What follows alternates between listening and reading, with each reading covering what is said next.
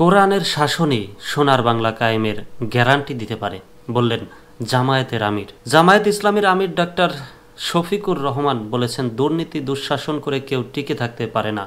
অতীতে সোনার বাংলা কায়েম করতে গিয়ে একটি দল শোষণ করেছে। এমন রাজনীতি করা উচিত নয়। জুলাই বিপ্লবের চেতনা ধারণ করে আমাদের এগিয়ে যেতে হবে। ইসলামী কোনো দল থেকে কেউ চাঁদাবাজি, দখলবাজি ও জুলুমবাজির সঙ্গে যুক্ত হয় না, কারণ তারা আল্লাহকে ভয় পায়। আজ শনিবার বেলা 11:30টার দিকে শহরের আদর্শ সামাদ সরকারি উচ্চ বিদ্যালয় মাঠে লক্ষ্মীপুর জেলা জামায়াতের আয়োজিত জনসভায় প্রধান অতিথির বক্তব্যে সব কথা বলেন তিনি। জেলা জামায়াতের আমির রুহুল আমিন ভুইয়ার সভাপতিত্বে সেক্রেটারি ফারুক হুসাইন নুরুন্নবী ও সহকারী সেক্রেটারি অ্যাডভোকেট মহসিন কবির মুরাদ সভা সঞ্চালনা করেন। জামায়াত ইসলামীর আমির বলেন, 54 বছরে এ বাংলাদেশের অনেক কিছু বদলে গিয়েছে। দফায় দফায় রক্তের বন্যা বয়ে গিয়েছে। এই 54 বছরে অনেক জনের শাসন আমরা দেখেছি, অনেক আদর্শের কথা আপনারা শুনেছেন, কিন্তু সংখ্যাগরিষ্ঠ মানুষের ইসলামের আদর্শের শাসন এখনও দেখার সুযোগ হয়নি।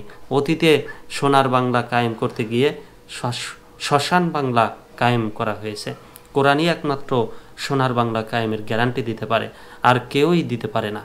বাংলার জমিনে তার পরীক্ষা নিরীক্ষা শেষ, এবার হবে কোরআনের বাংলাদেশ।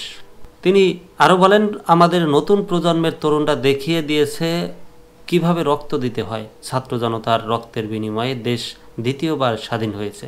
যাদের রক্তের বিনিময়ে আজ একটি স্বাধীন দেশে কথা বলতে পারছি, তাদের স্যালুট জানাই। এটি ধরে রাখতে হবে। যতদিন ক্ষমতায় থাকে ততদিন তারা রাজা, আর যখন ক্ষমতায় হারায় তখন গর্তের ইঁদুর।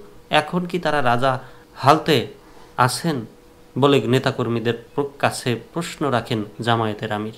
ডাক্তার শফিকুর রহমান বলেন, রাজনীতি করতে গিয়ে দেশ ছেড়ে পালাতে হয় এমন রাজনীতিকে ঘৃণা করি। যারা জুলাই আগস্টে বুক পেতে দিয়েছে তাদের স্মরণ করে তিনি বলেন, বুকের ভেতর তুমুল ঝড়, বুক পেতেছি গুলি কর।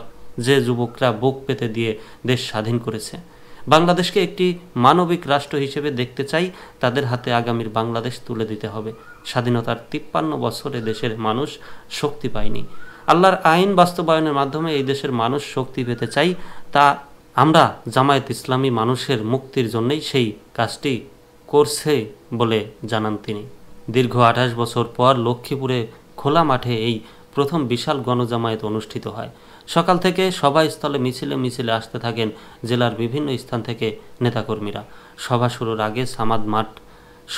আগে সামাদ মাঠ কানায় কানায় পরিপূর্ণ হয়ে যায়। পরে শহরের বিভিন্ন অলিতে গলিতে সমাবেশে আসা নেতাকর্মীরা বড় পর্দায় সমাবেশ উপভোগ করতে দেখা যায়।